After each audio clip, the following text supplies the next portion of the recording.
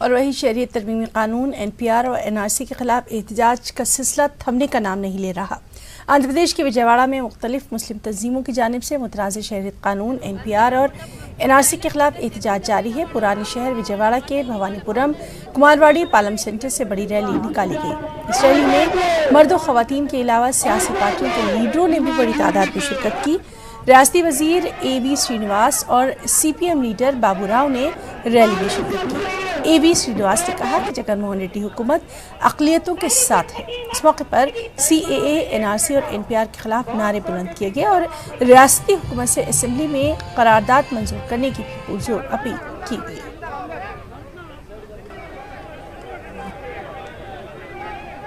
ప్రభుత్వం CAA కావచ్చు, NRC కావచ్చు, NPC కావచ్చు ఉందో దాన్ని వ్యతిరేకిస్తూ ఈరోజు దేశంలో అందరూ కూడా బయట రావడం జరిగింది। దానిలో భాగంగా ఇక్కడికి వచ్చారు। ఈరోజు మా గౌరవ ముఖ్యమంత్రి గారు కూడా దీన్ని పూర్తిగా వ్యతిరేకిస్తామని చెప్పి గౌరవ ముఖ్యమంత్రి గారు అనౌన్స్ చేశారు। అదేవిధంగా మా పార్లమెంట్లో కూడా మా మితిన్ రెడ్డి గారు MP గారు కూడా మా ఫ్లోర్ లీడర్ మా పార్లమెంటరీ పార్టీ అధ్యక్షులు అయిన వారు కూడా రేపు ఈ బిల్లు వస్తే కనుక మేము అడ్డుకుంటామని చెప్పని ఏదైతే వారు చెప్పారో దానికి ఎందుకంటే ఏ ఒక్కరికి కూడా ఇబ్బంది లేకుండా ఉండాలని చెప్పని ముఖ్యంగా చెప్పాలంటే బడుగు బరుగ BC, SC, ST, మైనార్టీ అందరికీ కూడా ఈ ప్రభుత్వం అండగా ఉంటుంది।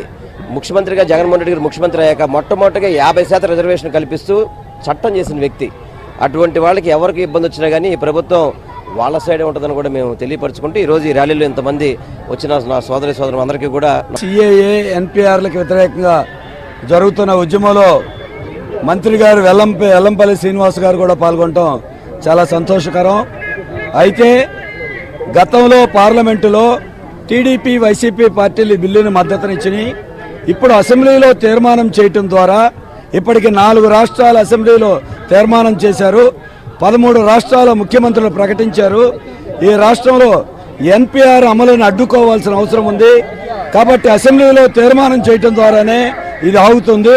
కాబట్టి మంత్రివర్యులు చొరవ తీసుకుని అసెంబ్లీలో తీర్మానం చేయించాలని ఇప్పటికి పార్లమెంట్లో జరిగినటువంటి ఓటింగ్కి మద్దతునిచ్చేందుకు ప్రజలకు కూడా వివరణిస్తే వారి చిత్తశుద్ధిని కూడా అర్థం చేసుకోవడానికి రాబోయే కాలంలో బీజేపీకి వ్యతిరేకంగా రాష్ట్రంలో అన్ని పార్టీలు కలిపి ఒక ఐక్య ఉద్యమం చేయడానికి కూడా అవకాశం వస్తుంది కాబట్టి అసెంబ్లీలో కూడా తీర్మానం చేయాలని చెప్పేసి అందరి తరపున కోరుతాం।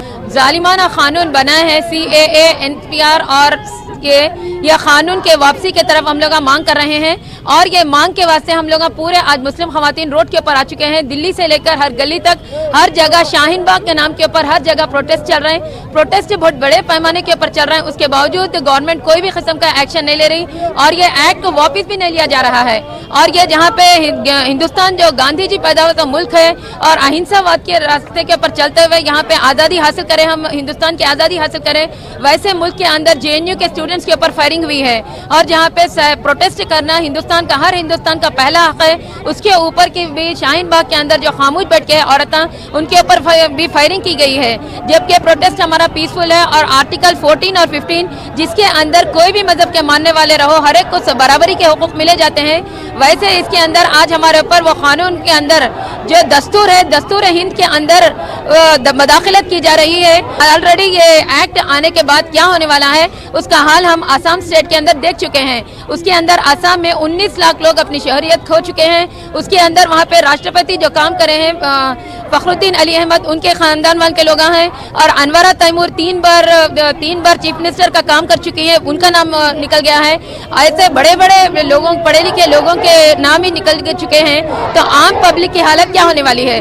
और जबकि मुल्क के अंदर 3 वक्त खाना खाना भी मुश्किल है लोगों को और फ्लड्स की वजह से, सैलाब की वजह से हर साल लोग घर बार हर चीज लोग खो चुके हैं। वैसे जगह पे अपने लिए अपने शोहरियत को बचा के रखना बताना कितना, ये देखिए कितना आज ये हालत की वजह से मुसलमान औरतें पूरे रोड के ऊपर आ चुके हैं और हमारी गवर्नमेंट से ये अपील है कि वो एक्ट को वापस लिया जाए। NRC, CAA, NPR से मुसलमानों को आप खत्म करना चाहोगे तो आप खुद, आपकी प्रॉपर्टी खुद खत्म हो जाएगी। लिहाजा हम मोदी साहब से गुजारिश करते हैं कि फौरन NRC, NPR, CAA बिल जो है उसको फौरन रद्द किया जाए।